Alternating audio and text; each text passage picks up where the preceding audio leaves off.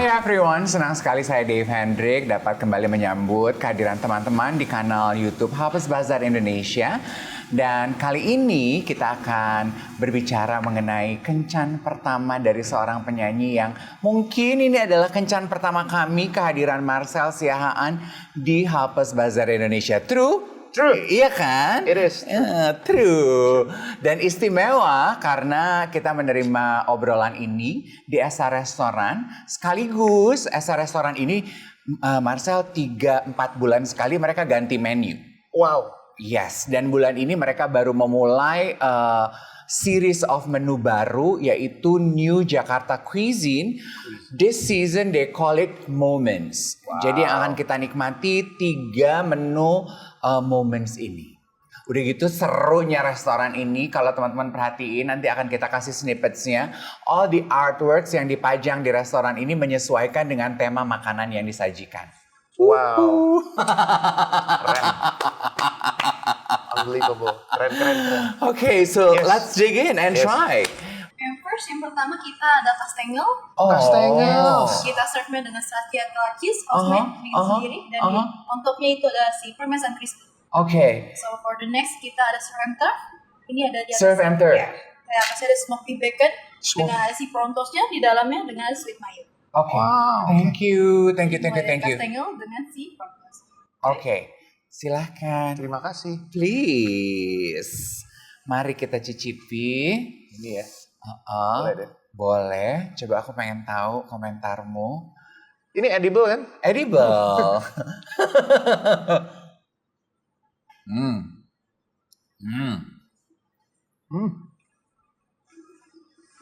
Wow. Good. Hmm. Habis yang savory, baru ketemu daging. Is it pork?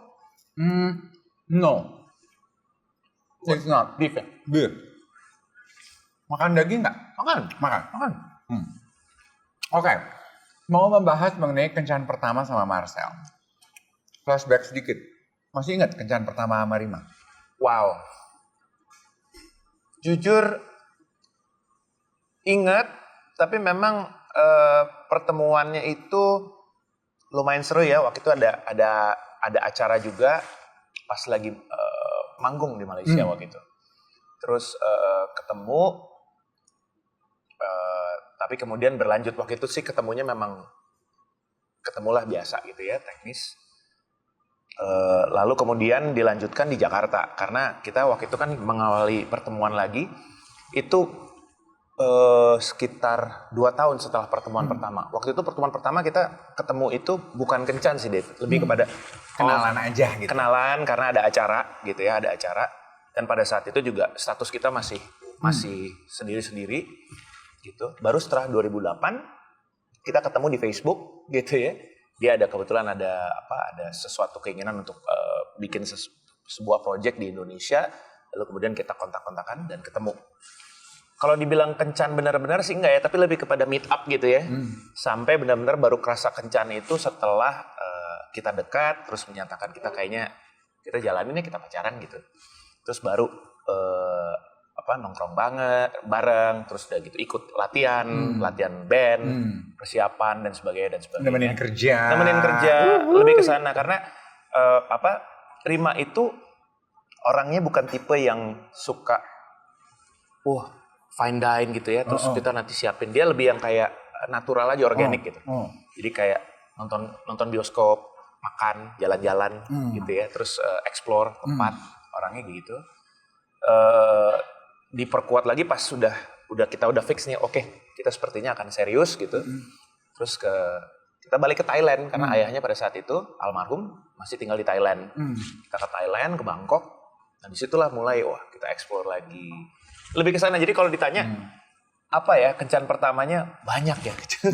Enggak, apakah itu sebagai kencan pertama atau enggak juga gue bingung jawabnya. Tapi kesannya selalu adalah ada excitement selalu yang rasanya itu seperti kencan pertama. Karena banyak hal, jujur ya, banyak hal yang gue lakukan bersama Rima itu adalah hal yang semuanya pertama kali gue lakukan. Oh, Ya, contoh. banyak. Misalnya? Apa ya? Dan dia selalu nggak percaya, dia selalu menganggap bahwa kamu ngebluff aja, bahwa kau pasti pernah melakukan ini dengan ya your exes atau apa gitu. No. Ada banyak hal yang benar-benar ini saya lakukan pertama kali sama kamu. Misalnya kayak lebih ke makanan sih Dev ya. Makanan yang ajaib-ajaib gitu. Terus misalnya kayak duren.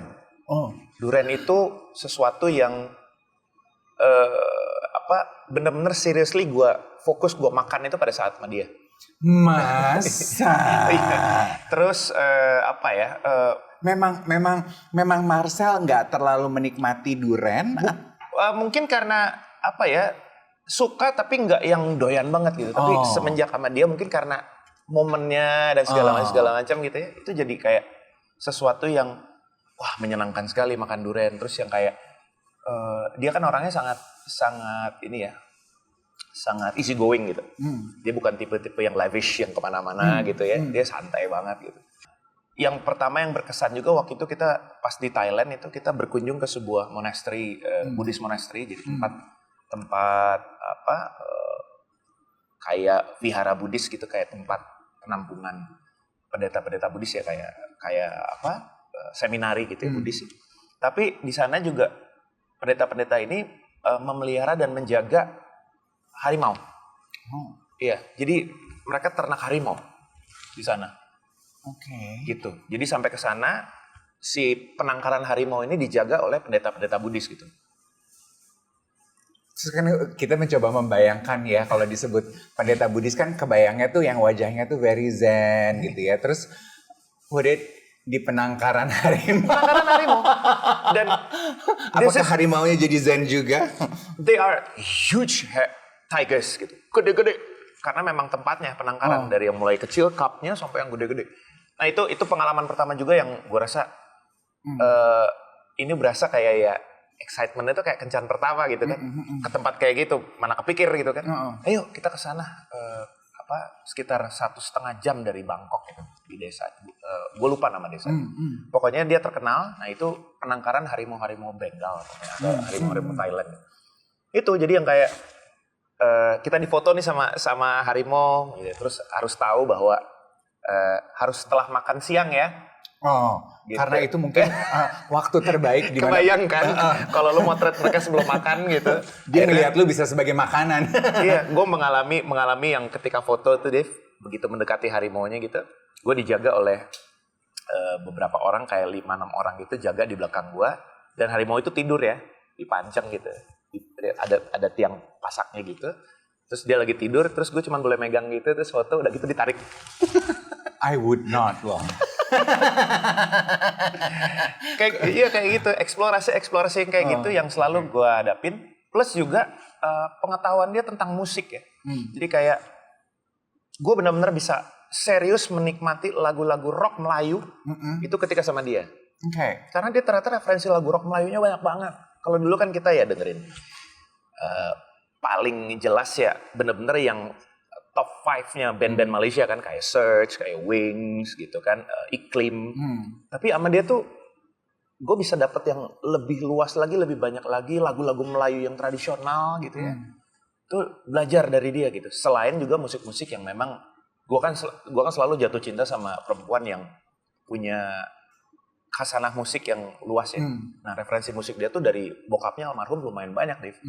Dengerin musik-musik new wave, dengerin musik-musik rock gitu. Jadi dan terutama R&B karena dia memang eranya R&B yang zaman 90-an awal gitu. Hip hop R&B. Jadi gue banyak yang ini kamu tahu nggak? Wah ini nggak tahu sih pertama kali gitu. Pertama kali mendengarkan lagu itu. Kalau ini tahu, ya tahu lah kalau itu terkenal memang gitu. Ada beberapa yang biasanya kita bertukar referensi dari musik-musik yang kayak aku juga dengerin beberapa musik jazz. Dia juga dengar, cuman oh ini enak nih tapi saya belum pernah denger. Kita bertukar itu gitu.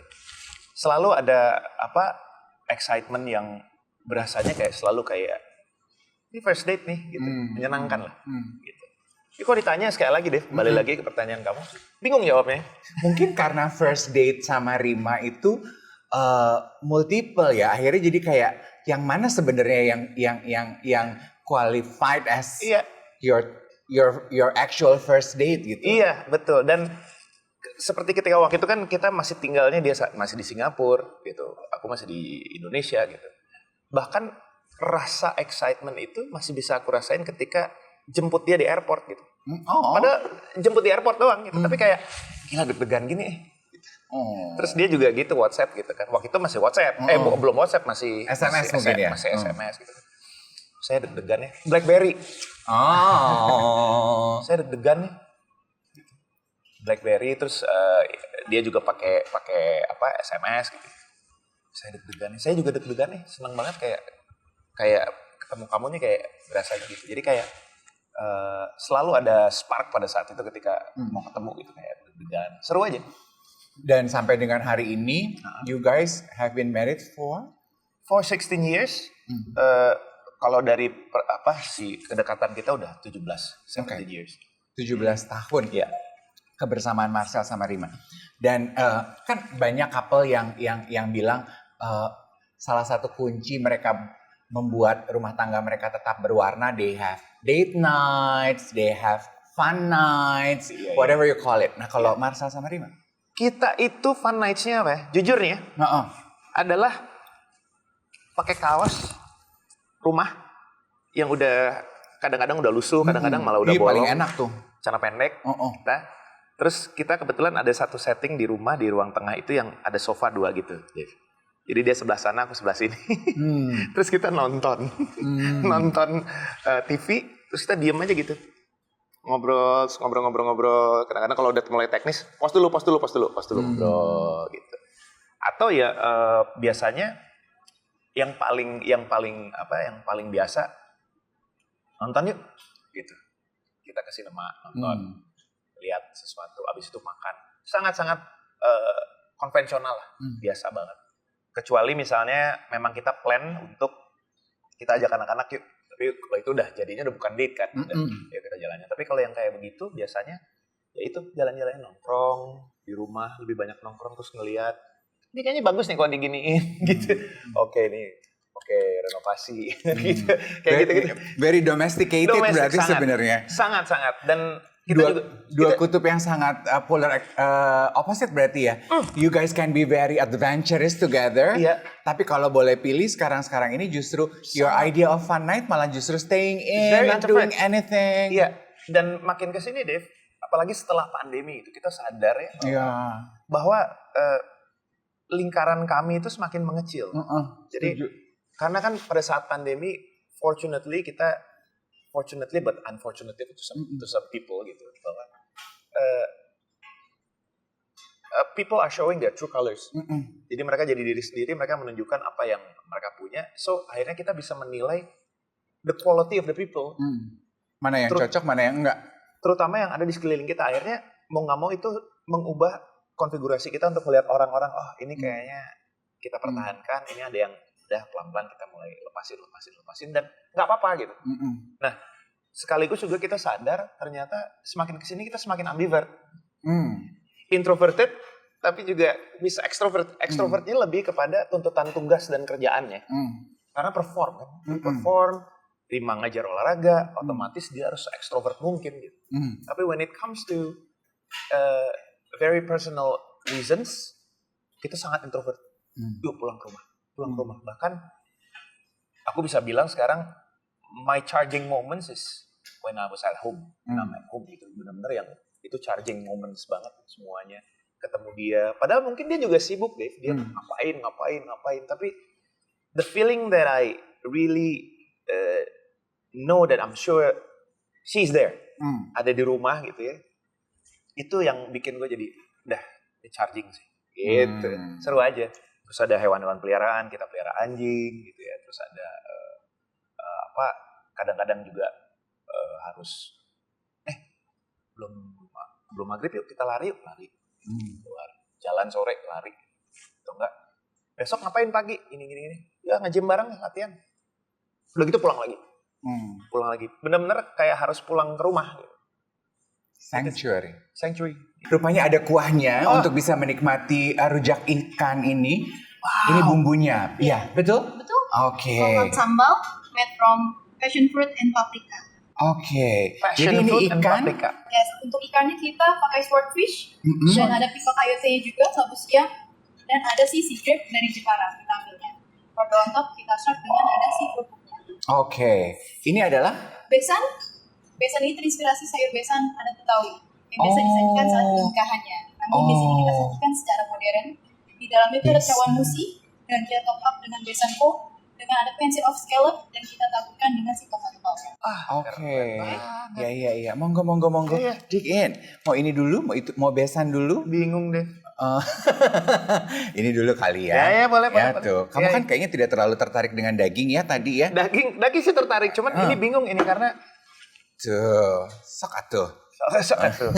Ini kayaknya harus Iya. bongkar. Sorry, bongkar dulu. Soalnya kan Rima jago masak kan? Iya, Rima masak. Dia sangat suka masak. Sangat suka masak. Jadi lidahnya Marcel pasti paletnya juga cukup kaya nih masakannya. Wah, Tuh, sayur Betawi judulnya besan yang sudah diubah tampilannya. wow, How was it? enak banget. Very creamy kayaknya ya. Bukan cuman creamy tapi menurut gua ininya campuran-campuran herbs-nya itu jadi kayak berwarna banget gitu. Ada pedesnya, ada kayak semacam coba ya. Gak yakin nih jadinya. Enak sih. Enak banget. Sausnya enak banget. You try. Very rich kayaknya ya. Aku agak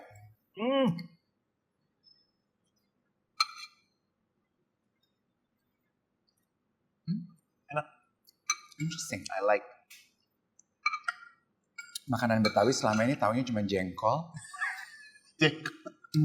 Ini versi Sama rujak juhi. Sama rujak juhi versi Betawinya cawan musi ya. Enak. Oke. Wow.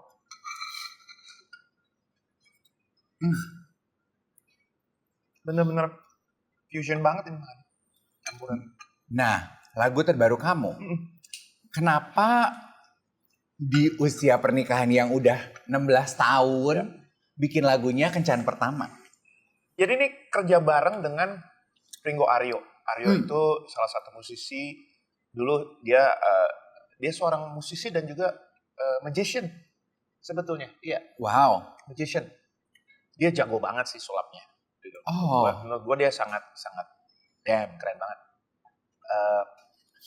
Di musik ini dia bekerja sama dengan gue di project ini sebagai bagian dari dia memang sekarang menjabat sebagai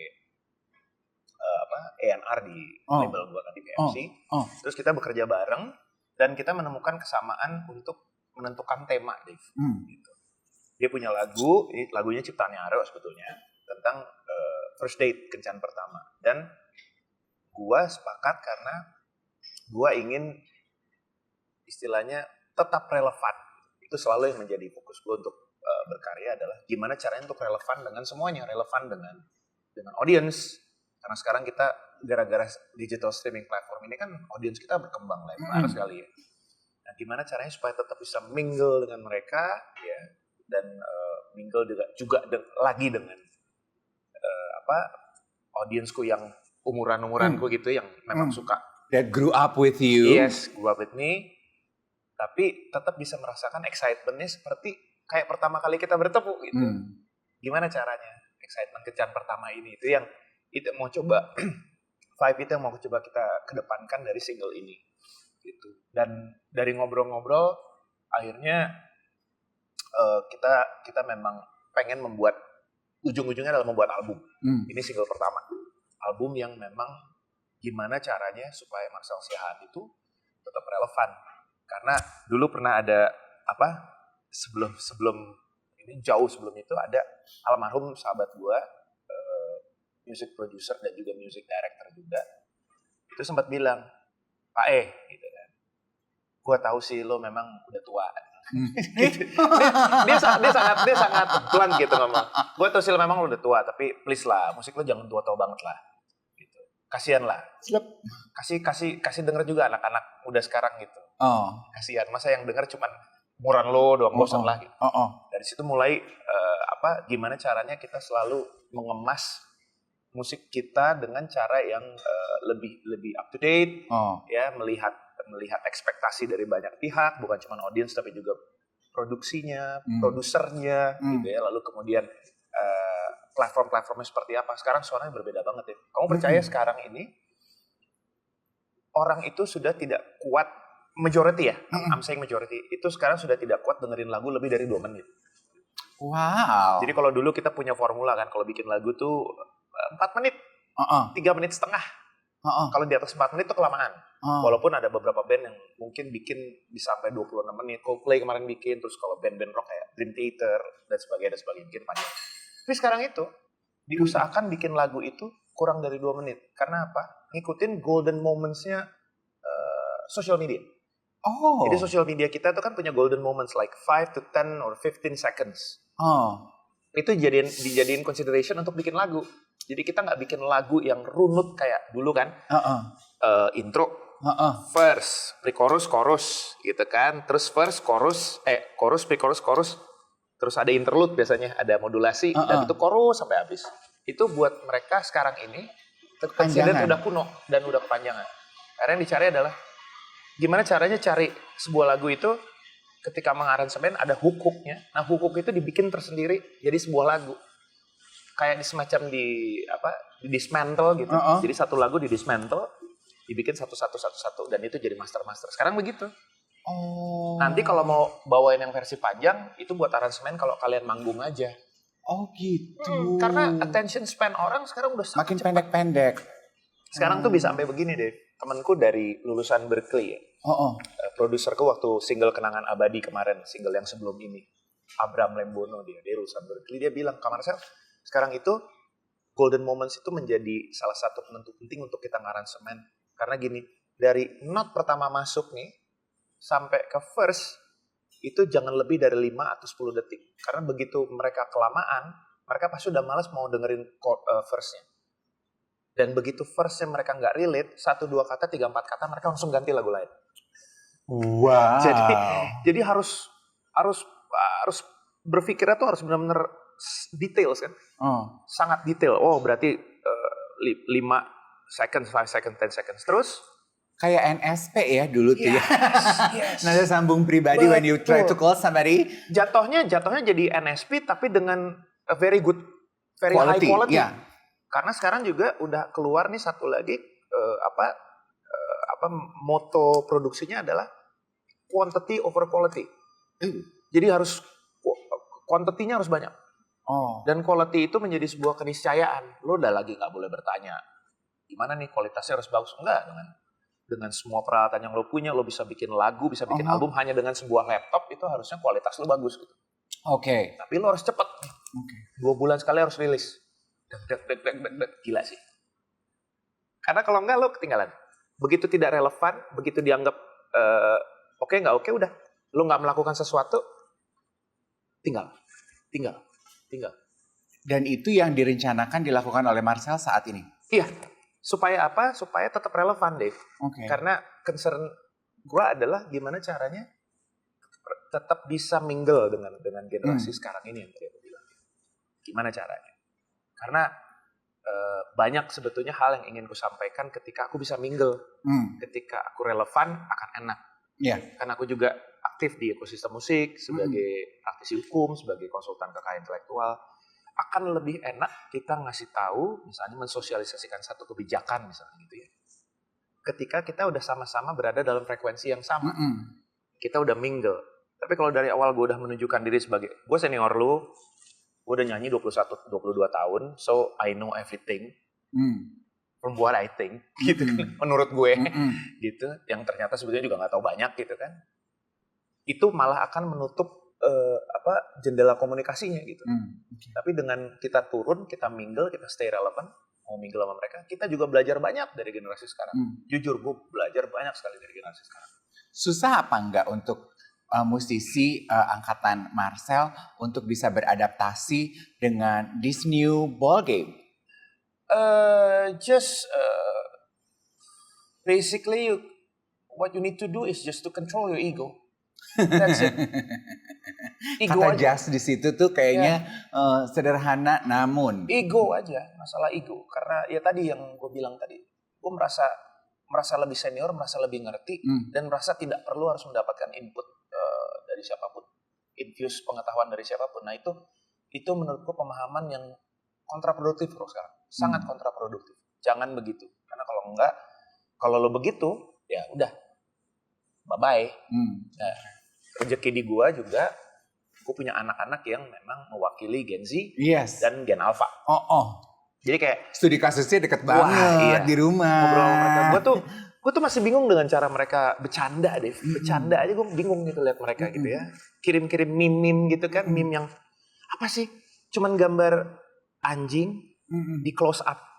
Di close up dengan foto yang burem kan sekarang gitu. Fotonya burem, nggak perlu harus yang keren. Cuman close up muka anjing lagi nyengir gitu. Terus digerak-gerakin, diedit gitu supaya gerak. Terus dikasih meme apa misalnya skibidi gitu. Dan cuman gitu dong. Terus mereka bisa ketawa-ketawa, ngakak-ngakak terus ya. Iya. Terus itu bisa jadi conversation streak yang panjang gitu. Iya kan? Gue sampai bingung. Seth, ini apa sih maksudnya? Enggak, ya itu lucu aja. Terus tanyakinan abangnya kan siapa tuh bisa memberikan penjelasan lebih oke lah gitu. Enggak, itu aku suka aja lucu. Oke. Belah mana yang lucu? Maaf ya, ayah harus belajar dulu nih. Ayah masih belum nemuin belah mana lucunya. Gitu.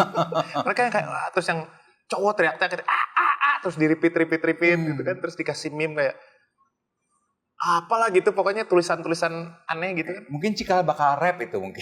Enggak ngerti ya, itu benar-benar kayak genre baru banget gitu buat gue untuk bisa adaptasi dengan joke mereka. Nah tapi itulah bagian dari gimana gue bisa mingle relevan gitu. Did you test your new single to them too? Of course, they will be the first persons yang orang-orang yang pertama yang pasti gue kasih dengar selain Rima ya pastinya. Gue kasih dengar, terus Kinan terutama, kalau Kinan kan karena dia kuliah di jurusan Conservatory of Music ya, jadi jurusan musik, dia biasanya kasih masukannya teknis. Ayah, aku merasa di sini terlalu keras, ini kayaknya bisa dihilangin, terus ini bisa suara yang ini kayaknya nggak tahu usah terlalu teknis. Teknis lah ya. Kalau Seth atau Edgar biasanya, oh I like, oh wow ini enak gitu. Terus kalau Seth biasanya yang kayak, karena dia suka drum kan, dia biasanya, oh I like the beat, oh I like the vibe ayahnya enak nih. Gitu. Jadi dapat teman sparring partner. Sparring Ini partner. Beruntung nih orang tua begini nih yang pengen relatable sama anak Gen Z, Alpha, dan studi kasusnya deket di rumah. Iya. Pantes tampilannya selalu fresh seperti ini, se-fresh lagu-lagunya. Nah ini mumpung masih fresh, harus dicicipin juga dong. Boleh. Swordfish ya? Swordfish ya? Swordfish. Tuh. Tadi yang sausnya tuh apa tadi? Sausnya apa ya tadi? Sorry. Sambal. Oh, Ansambal. Yes. Oh, apanya? From passion fruit and Passion fruit. Nah tuh. Waduh. Try. Silakan Dik dulu.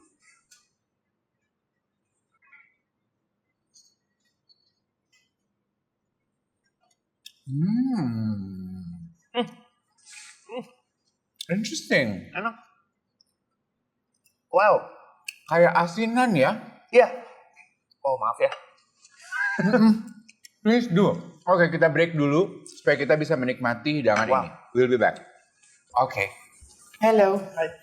Oke. So far, Iya. di selanjutnya kita ada main course. Ini ada beef. Ini beefnya tuh beef rawon. Iya. Di bawahnya tuh ada sukun puree. Terus di atasnya tuh ada beefnya. Pakai cakal flap secondary cut dari Australia. Oke. Terus di atasnya lagi ada daun Thailand yang kita grill dari ngasih tekstur juga. Sama ini dia si bumbu rawonnya. Oh, itu bumbu rawonnya. Wow. Ini Aku rawonnya kita pakai terus ASEAN jadi agak seafood juga. Terus ada meat. Jadi cocok banget diaduk sama si dagingnya nanti. Terus yang kedua ada fish. Ini fishnya kita pakai dari Bali. Terus di bawahnya itu ada carrot puree. Di atasnya lagi ada si bumbu kuning velouté. Jadi bumbu kuning kita masak pakai caranya esa. Jadi agak creamy, agak pedas juga nanti ditambah sama si cabai kosonya ini. Iya. Ada kalamansi. Oh. Terus di finishingnya kita pakai turmeric oil. Belum selesai. Turmeric oil. Turmeric leaf. Kita kasih andaliman. Terus kita dilute sama si oilnya. Oke. Bagus buat detox itu turmeric oil. Oh gitu. Iya, liver. Oh, tetesin deh di lidah aku. Nah, tapi di Indonesia kan biasanya orang belum makan siang kalau belum minum nasi. Nasi. Ada nasi juga. Jadi ada aromatiknya. Iya. Dari serai sama kecombrang. Wah, kecombrang. Chef, sorry nih ikan apa? Ini Karena kan. kita pakai hari ini hagi hamachi. Oh, hagi hamachi. Wow. Oke, bon appetit. Bon appetit. Dig in. Dip, mau coba ini? Enggak, Mau udah coba aku dulu? makan ikan aja. Oke. Dari kemarin aku soalnya makan daging merah. Oh, Aku menjaga kolesterolku. Let's try this. Bismillah.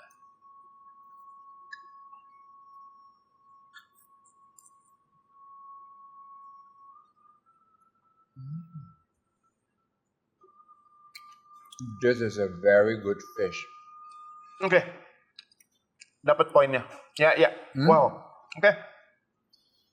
For you to try, satu harus cobain. Oke. Karena aku satu potong juga cukup. Wow. Ikan dari Bali.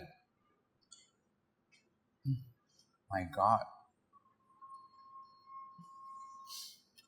Kan berarti anak-anakmu, aku kan cuma taunya Kinan ya. Seth kan juga berarti cowok dong. Dua-duanya laki-laki. Anak 5 satu lagi namanya Edgar Ian Cook.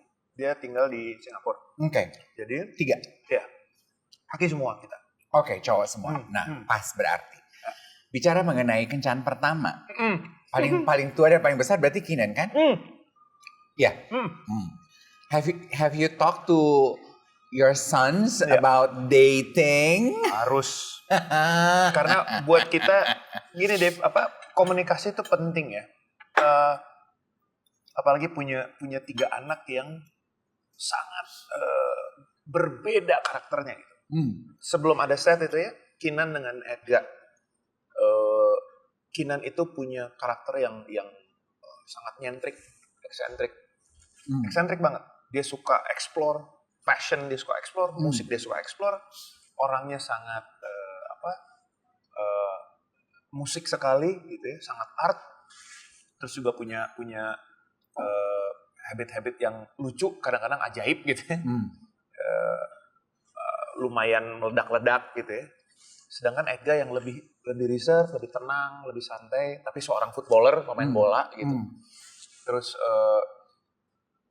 yang dulunya waktu kecil sebetulnya lumayan sangat bisa kelihatan dia lebih empatinya lebih, bukan berarti Kinan tidak empati, tapi dia punya hati yang lebih soft hearted gitu. Kalau Kinan lebih rasional. Jadi kadang-kadang kita kalau komunikasi kita harus benar-benar mengemas caranya seperti apa. Dan Edgar juga dengan caranya komunikasinya kadang-kadang malah untuk beberapa hal lebih cepat bisa berkomunikasi dengan Edgar karena kadang-kadang ada urusan hati gitu ya. Kalau Kinan kadang-kadang kita harus lihat dulu nih momennya dia gimana gitu ya. Harus nggak bisa lancar begitu. Kita harus lihat dulu momennya, lihat dulu moodnya. Terus harus approach-nya gimana pendekatannya. Kalau Edgar lebih organik, lebih santai. Kinan itu sangat detail, observe gitu. Nah, kalau Seth beda lagi. Kalau Seth dia ekspresif banget gitu ya. Terus juga sangat untuk ukuran anak umur 10 tahun terkadang kita ngelihat dia terlalu dewasa. Terlalu dewasa mungkin karena jarak antara dia dengan abang-abangnya lumayan jauh ya. Apalagi dengan Kinan kan 10 tahun. Jadi mau nggak mau itu membuat dia jadi harus berupaya untuk bisa mingle dengan abang-abangnya gitu. Untungnya abang-abangnya juga cukup mengerti. Dia yang kayak selalu berusaha untuk turun ngasih tahu. Akhirnya bisa balance mereka gitu. Ngobrolin tentang sesuatu yang personal itu menjadi satu hal yang selalu kita tunggu. Ya. Aku sama Rima terutama gitu. Karena buat kita gimana caranya membangun komunikasi benar-benar sesuatu yang penting sekali Dave, karena kita nggak pengen mereka mendapatkan referensi yang salah, mendapatkan referensi yang mungkin nggak tepat dengan masalah yang mereka lagi hadapi. Makanya kita selalu gimana caranya untuk pokoknya kalaupun kamu mengalami sesuatu apapun itu ya, tolong jadikan Aih, selalu mereka manggil gue Aih gitu. Aih bukan Aih. Aih sama Mami adalah orang yang pertama harus kalian tahu, kasih tahu, please gitu. Jadi banyak gitu. Bagaimana mereka harus struggling dengan puberty, mereka struggling dengan bertemu dengan lawan jenis, lalu juga strive dengan kuliah, gimana survive dengan kuliah. survive juga dengan karir mereka gitu ya. Kinan misalnya kayak sekarang dia beasiswa gitu ya di Conservatory of Music di UPH, jadi lumayan struggling dengan waktu dan segala macam, tapi dia juga punya hobi lain, punya passion lain, kayak dia mulai pelan-pelan lagi nyoba acting, lalu kemudian juga modeling. Juga, dan juga dia tuh punya satu apa namanya, ketertarikan pada dunia marine, dunia laut. Jadi kayak dia sempat ngomong, ayah aku kayaknya selesai dari UPH, dari Konservatorium Musik, aku kayaknya pengen jadi marine biologist. Oke. Apapun yang buat kamu happy, dan itu bisa happy sebagai manusia, tapi juga kamu harus ingat bahwa sekarang ini memang uang itu bukan segalanya. Tapi kalau kamu punya uang, kamu bisa melakukan segalanya. Uang itu bukan segalanya, tapi kalau kamu punya uang, kamu bisa melakukan segalanya. Iya. Memang bukan segalanya, tapi kamu bisa melakukan segalanya. Kamu bisa melakukan apapun yang kamu mau kalau kamu punya sesuatu, ya punya uang. Makanya jangan lupa bahwa apapun yang kamu lakukan juga harus berpikir seperti businessman. Harus pintar gitu. Main musik jangan cuma lihat ayah hanya sebagai performer aja. Nah, sekarang tuh main musik tuh udah luas. Kamu bisa menjadi legal advisor, kamu bisa menjadi musicologist, kamu bisa menjadi fashion stylist, kamu bisa menjadi makeup artist, kamu bisa menjadi agent, bisa menjadi booking manager, bisa bikin label sendiri, banyak. Jadi lihat mana yang bisa membuat kamu punya karir yang steady, ya kamu bisa mendapatkan income dari situ, supaya kamu nanti ke depannya kamu bisa melakukan apapun yang mungkin menurut orang nggak ada duitnya, tapi kamu suka melakukan itu. Jadi jangan struggling, karena sekarang udah nggak mungkin begitu. Strugglingnya ayah itu jangan lagi kamu lakukan. Ayah dulu untuk sampai ke titik ini ayah melakukan 10 step gitu. Sedapat mungkin kamu bisa melakukan ini hanya dalam 5 atau 4 step. Gitu. Karena banyak dari 10 step itu juga yang sebetulnya nggak penting-penting amat sebetulnya. Gitu kan, banyak. Tapi back in the days. Iya, back in the days itu kayak itu adalah urutannya kayak kayaknya. bagian dari perjalanan gitu deh. Tapi sebetulnya itu nggak penting. Gitu. Kamu bisa melakukan ini, kamu bisa memutus rantai itu, mempercepat proses itu dengan tetap bisa mendapatkan hasil yang bahkan bisa lebih baik. Gitu. Terus Edgar juga sekarang lagi struggling yang dia kan pengen menjadi pemain bola. Ya. Pemain bola, tapi juga melihat kondisi di Singapura bagaimana atlet sepak bola. Lalu kemudian juga dia dalam waktu dekat ini sekitar mungkin 1-2 tahun lagi dia harus national service, wajib militer, 2,5 tahun. Singapura kan wajib. Nah itu bagaimana nanti dengan karir dia untuk menjadi pemain sepak bola. Itu juga lagi jadi concern kita selalu untuk ngobrol gimana ya, nah, gini. Pokoknya dan gue sih selalu terharu lihat anak-anak gue, itu mungkin rezeki gue ya. Mereka tuh punya pemikiran yang sangat empatetik gitu, punya empati banget. Kayak misalnya nggak tahu nih ayah, aku mulai berpikir kayaknya aku mau kuliah serius aja deh, aku mau kerja jadi engineer aja, dan sepak bola itu aku jadiin hobi aja karena aku ingin mengangkat derajat keluarga ini. Aku kerja buat keluarga ini aja, menjadi sesuatu kebanggaan buat mereka. Jadi bisa secara financial aku bisa memberikan financial freedom buat keluarga, sekaligus juga supaya nanti aku bisa lebih tenang aja. Wow, maksudnya semudah ini gitu ya. 17 tahun dia sudah berpikir itu gitu ya. Terus berani yang kayak kemarin sempat ada tawaran untuk dia main film. TV-nya yang ngejar dia untuk main film. Iya. Tapi dia bilang, aku nggak mungkin, aku nggak bisa komit. Ini cuma 8 hari nak, syutingnya di Yunani. Gitu. Aku nggak mungkin ayah gini. Aku mesti sepak bola, terus aku kuliah baru masuk, dia ambil ini kan politeknik. Jadi yang, dia menolak. Terus Kinan juga begitu, ada tawaran, tapi ketika dia lihat proses berkreasinya, lalu kemudian dia menghitung-hitung dengan dia kuliah di UPH yang cukup ketat absensi, lalu kemudian dia juga beasiswa, harus melakukan tanggung jawab 500 jam untuk bekerja dan segalanya. Kayaknya aku mundur ya. Wah gila. Kalau zaman gue dulu gue ambil nak. Itu zaman dulu gue ambil. Kenapa kamu tolak? Gelap mata kalau zaman dulu kita sih nggak nyampe situ assessment kita terhadap iya apa enggak. Pasti kalau paling cuma nanya di mana Yunani, I'm sold. Iya. Iya kan? Iya. gitu. Tapi dia tuh mereka ini anak-anak gue tuh alhamdulillah sih mereka udah bisa berpikir yang no, aku nggak mau juga patah arang gitu, ya kan? Tiba-tiba misalnya nggak bisa perform dengan baik gitu ya, dan kita berhasil berkomunikasi juga, Dev. Ngobrol. Gimana menurut kamu Nan? Ayah tanya, melihat konteks tadi latihan gimana? Wah kayaknya berat sih, ini nggak mungkin. Aku soalnya gini ini latihan cuma 2 bulan. Aku tahu kelemahanku begini. Good, ya sudah. Tapi nanti kalau ada kesempatan lagi aku masih boleh dong. Iya pasti boleh lah nak. Ini aja kalau misalnya nggak cuma 2 bulan, 4 bulan gitu, ayah biarin kamu. Ini masanya cuma 2 bulan dan ayah udah tahu jadwal kamu udah kasih tahu. Kayaknya, Edgar juga begitu. Enggak, aku enggak. Terus dengan ya mulai dengan lawan jenis ya. Terus bagaimana ada yang satu sekarang lagi LDR. LDR karena satu di Singapura, satu di Indonesia mau pindah ke Australia lagi. Terus kalau Kinan sih di satu tempat cuman dia tuh punya tendensi untuk serius. Bilang pasti. Nah, serius boleh, tapi pastikan pasangan kamu juga punya hal serius yang juga dia kejar supaya kalian tidak saling dalam tanda kutip membantai gitu kan. Pokoknya kalian tahu bahwa kalian punya tugas yang prioritas dulu saat ini. Masalah serius atau enggak, tenang lah gitu, santai. Gitu. Aku juga pasti, gue juga punya referensi kan bahwa ayolah gitu, jangan sampai hal-hal yang sebetulnya ini belum prioritas kemudian harus dikalahkan oleh harus mengalahkan sesuatu yang prioritas gitu. Jangan sampai komunikasi begitu. Yang kecil beda lagi, yang kecil 10 tahunan pengen nunjukin sama abang, pengen nunjukin sama mami sama Ai kalau aku bisa gini. Dikasih tahu gimana caranya kalau melakukan sesuatu tuh, set, kamu harus tahu purpose-nya, kamu harus tahu begini, jangan sampai kamu kehilangan purpose nak gitu. Karena kalau enggak kamu capek sendiri.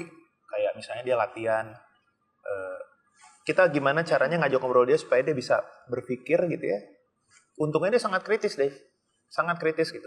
Dia selalu kalau dikasih apa-apa selalu bertanya why dan selalu minta reasoning yang jelas. Jadi kayak bahkan Rima pun udah sampai bercanda gitu. Ini kayaknya akan melanjutkan kamu jadi lawyer kayaknya yang kecil. Ini kalau kita nggak bisa come up with argument, selesai kita gitu. Karena dia sangat kenapa? Why? Tapi kan begini. Waktu itu Ayah bilang begini. Aku ada buktinya. Gitu. Jadi kayak wah udah harus hati-hati. Yang kamu sirik in a good way dari kehidupan anak-anakmu saat ini? Aduh, mereka itu apa ya? Bukan sirik, Dev, tapi lebih kepada berpikir lagi bahwa mereka ini sangat beruntung. Adalah mereka punya orang tua yang tahu rasa sakitnya atau beratnya menjalani hidup penuh dengan tantangan. Dalam arti kayak main musik gitu kan. Gue dulu kan penuh pertentangan. Orang tua gue nggak suka gue main musik. Gitu. Bahkan gue pernah menyelesaikan hubungan, salah satu alasannya karena gue ada luka yang didapat dari ada satu pernyataan yang dulu my ex itu nggak suka gue main musik. Jadi itu ada luka yang kemudian bikin gue ilfeel terus udahan. Gitu. Tapi mereka nggak, mereka sama sekali bisa melakukan semua ini dengan very passionately gitu ya. Mereka bisa melakukan ini dan tugas kita benar-benar hanya melihat mereka ini benar-benar titipan gitu. Tugas kita gimana caranya ngejaga titipan ini supaya mereka bisa tetap di koridor yang seharusnya gitu. Bukan lagi ngatur, bukan lagi gini. Memberikan input sama mengatur lain. Ya, tapi kita bisa memberikan alasan yang jelas, yang argumentatif bagaimana kalau mereka keluar dari jalur mereka akan menyiksa diri mereka sendiri. Nah itu, kalau dulu kan ya semuanya monolog ya, tidak ada reasoning gitu. Pokoknya enggak, kenapa enggak? Ya karena gue bapak lo, karena gue nyokap lo. Because I said so, udah deh. Gitu. Ada momennya begitu, Dev, terutama buat ketika mereka masih kecil ya. Untuk sekarang ini udah kita juga harus bertumbuh, harus berevolusi cara berkomunikasi. Itu aja sih, bukan sirik ya, lebih ke in awe aja mereka bisa mingle dengan teknologi, terutama itu ya, mingle dengan teknologi, tapi juga tetap bisa tetap menjadi diri mereka sendiri gitu. Itu yang selalu kita juga aware nih, gua sama Rima aware banget untuk jaga. Jadi jangan sampai mereka menjadi Tarzan gitu, ya, yang sama sekali nggak tahu teknologi hanya karena kita nggak pengen dia main handphone gitu. Tapi juga jangan menjadi budak teknologi, budak mesin masa depan gitu. Jangan sampai. Itu gimana caranya? Itu aja sih. Finding the balance itu Iya, yang finding memang the tidak pernah mudah ya. Yes, betul. Oke. Kita break dulu biar bisa menikmati ini sambil kita siapkan dessert. Jadi please do enjoy your meat. Aku sisain satu potong supaya kamu bisa icipin. Ya. Now we are ready to enjoy our dessert. Jadi ada 2 dessert, ginger and mung beans. Dan ini hot and cold dessert dan strawberry. Hua cha thai. Oke. Aku ketawa. Lucu judulnya Hua cha thai. Oke. Jadi ini adalah ice cream dengan strawberries dan ini tadi dijelaskan wasabi dari Wonosobo. Iya, strawberry dari Lembang. Oke. Yes. Dinikmatinya berbarengan. Yuk, Ayo, try. Narik nih pakai Iya wasabi. kan? Tuh. Sok atuh. Are you a big dessert person or not? Iya, gue sweet tooth. Oke. Iya. Yes. Sweet tooth banget. Pengen tahu komentarnya Marcel. Tahan napas semuanya. Tahan napas.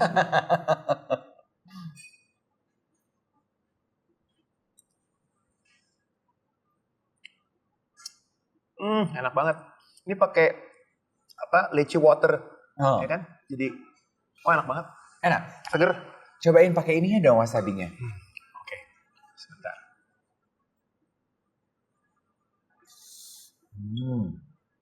Kita aja.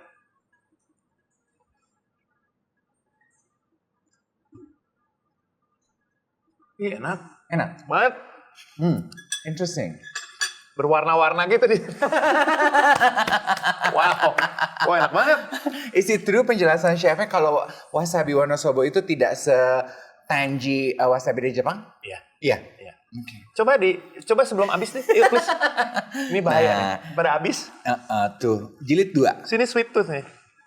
Bahaya. Bahaya. Juga kita cobain ya. Oke. Berarti kalau karir sebagai penyanyi udah berapa lama sih? Baru 22 tahun nih. Baru 22 tahun. Oke.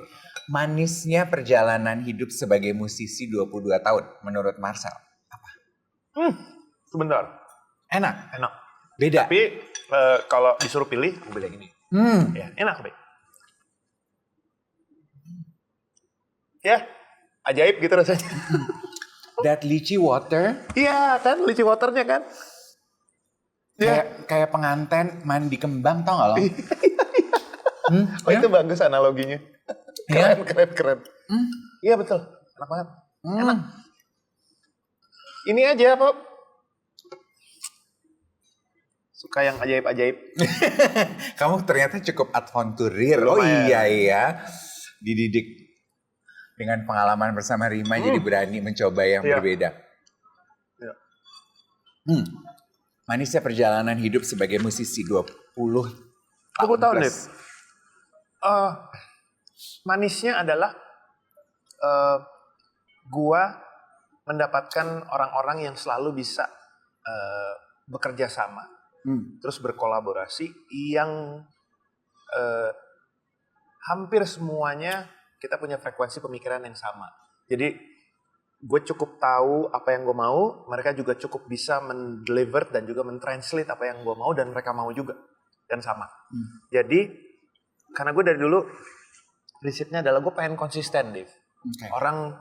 Gue kan dulu berangkat dari drummer di sebuah band metal, ya. Terus kemudian setelah kuliah dan segala macem, yang niatnya waktu itu mau sekolah lagi lanjut untuk ke level masters gitu kan di legal study, tapi malah akhirnya nyanyi dan kemudian benar-benar yang nggak punya ekspektasi apa-apa, cuma nyanyi gitu karena ya gila ini sesuatu yang baru gitu, adaptasinya lama loh Dave, itu setahun 2 tahun pertama tuh gue benar-benar ngerasa kayak orang yang salah kostum gini gue gitu. Iya, karena hanya dengan satu single bersama Shanti waktu itu kan langsung semuanya orang tahu Marcel Siahaan itu siapa gitu. Brunei, orang Brunei tahu, orang Malaysia tahu, orang Singapura tahu gitu kan. Orang Indonesia makin gede dan sebagainya yang tahu. Jadi kayak gue mengalami satu gegar budaya juga gitu, shock culture juga gitu. Ini apaan gitu. Badijeng masih muda banget. Iya karena ada kepinginan yang sebetulnya belum kesampaian. Gue pengen studi dan di kepala gue pada saat itu adalah gue pengen mendudukkan diri gue sebagai seorang pemikir, ya, orang sekolahan gitu, orang yang sekolah tapi main musik gitu. Nggak kepikiran untuk jadi professional musicians sama sekali nggak. Walaupun dari SMP gue udah ngeband sama band ini dan dapat duit juga, bikin album juga gitu secara independen. Cuman untuk kemudian menjadi profesional benar-benar bagian dari industri itu gue nggak kepikiran sama sekali deh, sama sekali. Jadi yang kayak wah kaget gitu ya. Bayangin nggak awal-awal gue nggak tahu gimana caranya dandan kostum, gue nggak tahu deh. Gitu. Dulu tuh salah satunya yang nolongin gue ya almarhum Indra Safera. Really? Yes. Oh my God, this is the untold story of Marcel. Gila, almarhum tuh gila banget. Ada satu acara kan dia dulu ada talk show zaman dulu, ya kan, Kang Indra tuh. Terus dia ngomong sekali. Koreksi Indra. Iya, iya. Gue promo di sana. Terus dia bilang, udah selesai lagi break. Marcel, boleh nggak Kang Indra ngasih masukan? Gimana Kang? Kamu lain kali jangan kayak begini dong. Please lah. Kostum kamu. Orang tuh jauh-jauh pengen lihat kamu. Lagu kamu tuh didengar oleh banyak kalangan. Gitu. Kamu juga harus mulai bisa memperhitungkan ekspektasi mereka untuk ketemu kamu. Ada yang nabung dari jauh-jauh hari mau nonton kamu konser. Kamu cuman pakai baju kayak begini, kamu kayak mau ke mall, kayak jalan-jalan. Please lah gitu. Respect gitu. Wah itu tamparan yang keren gitu. Siap Kang. Semenjak itu langsung mulai mikir, punya stylist, mikirin dengan fashion seperti apa, cari gitu ya, cari yang cocok. Walaupun pasti jatuh bangun juga, ada aja yang damn ini kayaknya bukan gua sih gitu ya.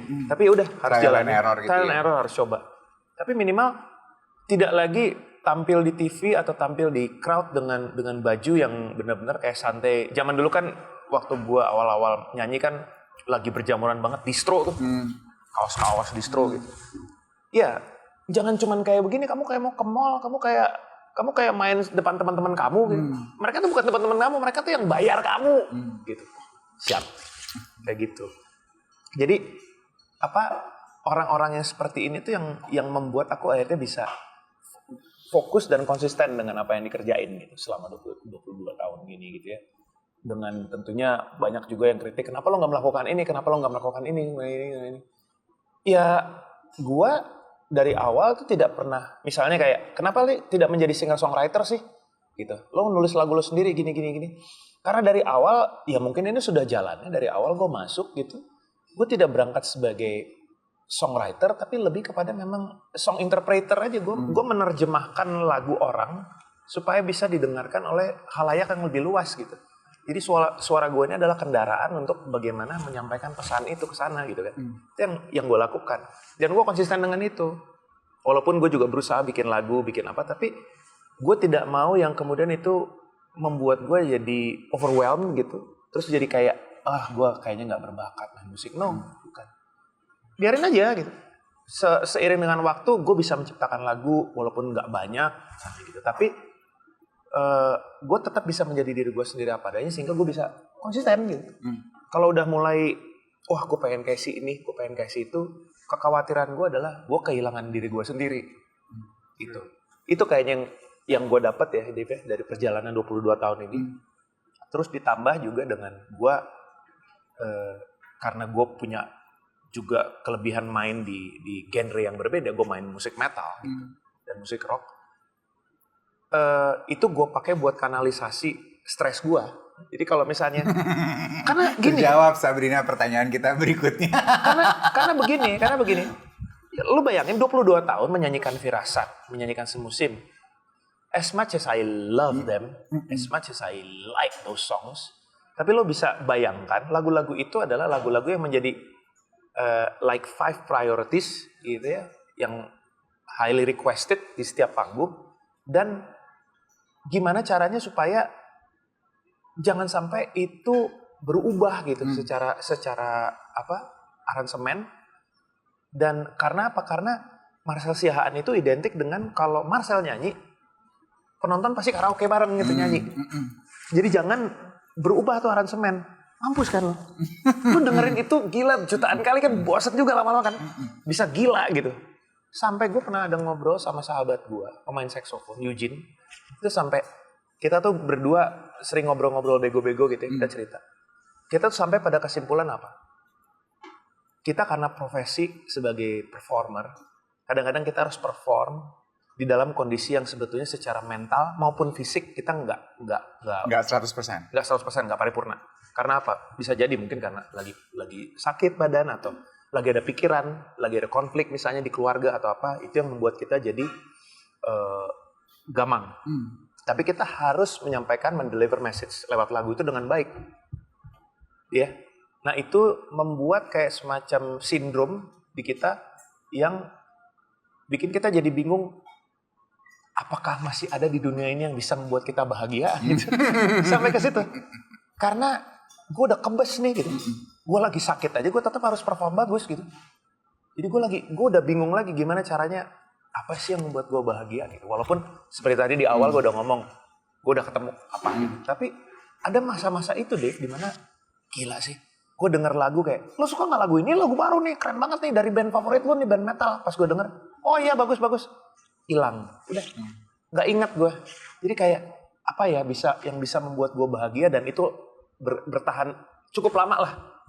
Bukan bertahan selamanya, nggak mungkin bertahan selamanya. Ya. Tapi bertahan cukup lama dari yang sekarang ini karena gue merasa kayak oke, bagus. Terus gitu. film ini bagus gitu. Oh, gue tonton, oke. Udah selesai ditanya, gimana filmnya? Gini. Ceritanya apa? Lupa gue. Lewat aja. Sedangkan ya itu apa? Masih lebih lama film favorit gue zaman dulu ya tahun 93 gitu kan, The Crow itu masih lebih lama, itu udah ada di kepala gue bisa cerita gitu. Tapi ini kayak bagus sih tapi ya udahlah gitu. Nah, itu ketakutan yang sempat gue alamin tapi ya pelan-pelan itu akhirnya bisa di-eliminate ya. Itu ngeband itu akhirnya jadi kanalisasi gue untuk gimana caranya supaya kreativitas gue sebagai penyanyi ini tetap bisa termaintain dengan baik, Dave. Ada beberapa consciousness yang harus gue salurin ke saluran ini. Nah kalau enggak, kan Marcel punya lagu romantis, ada lagu patah hati. Ya. Mana yang paling banyak di kalau sekarang bilangnya di stream ya? Ini pertanyaan wajib dari semua tim Bazar. Kalau secara rate ya, paling tinggi memang lagu yang patah hati. Lagu yang pokoknya tentang perpisahan, tentang perbedaan, itu pasti menjadi yang, atau tentang admiring someone tapi dari angle yang mellow, bukan dari angle yang misalnya kayak lagu Denganmu itu kan admiring someone, admiring the relationship tapi dari sisi yang berbunga-bunga gitu ya. Seperti lagu Kencan pertama inilah. Tapi ada juga misalnya kayak lagu Takkan Terganti misalnya gitu ya, atau lagu sebetulnya admiring Kenangan Abadi, itu kan lagu yang admiring tapi sebetulnya temanya gloomy gitu, sedih.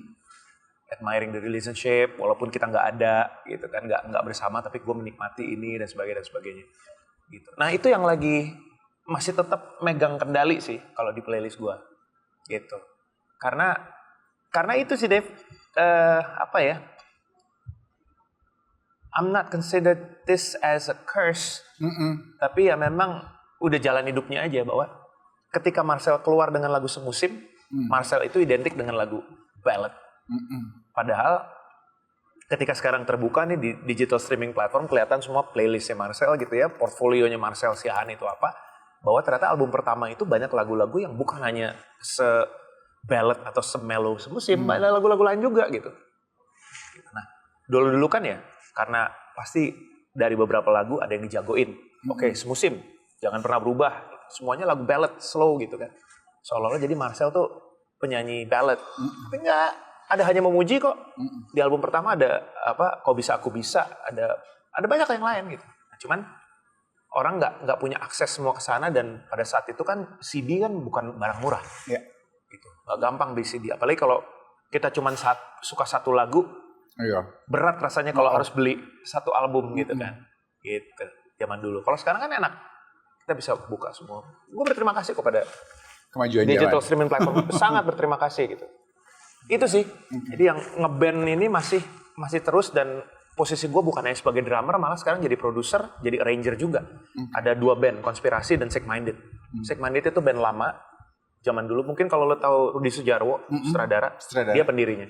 Wow. Rudi Sudjarwo, sebetulnya ada 3 orang.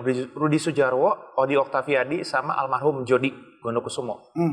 Jody vokalisnya, ada band dulu namanya Rotor, Getah. Nah, mereka bertiga, tapi awalnya memang 2 ini, Rudi dan Odi. Odi sekolah di San Francisco, terus Mas Rudi sekolah di San Diego. Mereka gabung terus bikin musik elektronik rock pada saat itu. Zaman itu kan nggak tahu kalau sekarang kamu dengerin ini nggak sih, band kayak Rammstein gitu? Nggak ya? Nine Inch Nails nggak ya? Tapi Sabrina ngangguk, enggak juga. Enggak. Apa ya elektronik rock ya? Iya.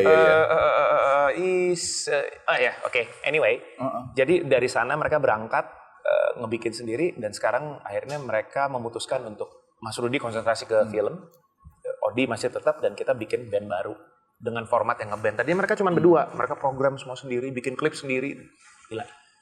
Itu gue jalanin sekarang. Dan Konspirasi ini lebih kepada band yang lebih organik gitu ya mainnya. Kalau Sick Minded kan elektronik, kita programming, kita bikin, kita sampling, kita apa. Plus ya Konspirasi ini lebih ke cerita-cerita tentang komunitas-komunitas musik rock 90-an. Jadi kalau dengar-dengar kayak Nirvana, Alice in Chains, Soundgarden, itu di era itu, rock itu. Gitu. Itu masih jalan sampai sekarang. Karena kalau itu di close, berantakan di sini, nggak balance. Marcel sang ballad singernya tidak akan lagi bisa kita nikmati karena dia tidak mendapatkan spurring and balancing di tempat lain. Bagus bahasanya, spurring and balancing di tempat lain. Oke, kita punya satu pertanyaan terakhir, tapi Apa tampaknya kita ada satu dessert yang akan kita keluarin. Jadi Sebentar. last dessert akan kita keluarin. Kita break dulu sebelum kita nikmati yang ini. Oke? Nah, tutupan megah. Ini kecil-kecil, terinspirasi dari jajanan pasar. Tuh, ada gemblong, ada sugus, ada pisang. Yang kotak ini apa ya tadi dijelasin? Tadi sebentar, coklat dan pisang coklat. Pisang coklat. Oke. Iya. Monggo. Ini pisang coklat mungkin dikemas gini untuk makanan astronot. Jadi kalau pisang coklat kan ribet kalau di pesawat Kalau ini NASA kan masih ribet. Ini tinggal hap dapat esensinya ya. Oke. We would like to close Brunch with Dave bersama Marcel dengan pertanyaan ini. Apa nih? 3 hal yang paling Marcel syukuri dalam hidup saat ini. Punya rima satu. Terus dipertemukan sama anak-anak, itu kedua. Dan ketiga main musik. In that order. Iya. Rima, dialah alasan kencan pertama selalu berulang. Go Enjoy, lagu terbaru dari Marcel. I would have to describe it as enjoying a sangria on a pool. It's very light, it's very fizzy, it's very aldehydic, yeah. It's summer vibe. You're picturing it. Yeah, benar clear. kan? Yes. Thank you for sharing more than just stories. It's my pleasure. Jangan kapok kalau dicolek lagi Pasti. sama Hafiz Bazar Indonesia. Dengan senang hati. Terima kasih Hafiz Bazar. Terima kasih Sama-sama. banyak. A pleasure. As a restaurant, thank you for hosting our Thank you, luncheon. Ditunggu undangan berikutnya. Kalau bisa kita akan coba lagi karena 3-4 bulan mereka mengganti menu, guys. See you everyone. See you. Bye-bye. Take care. Bye. Ini sungguh menyobain.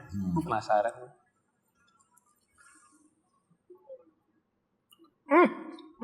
And dog.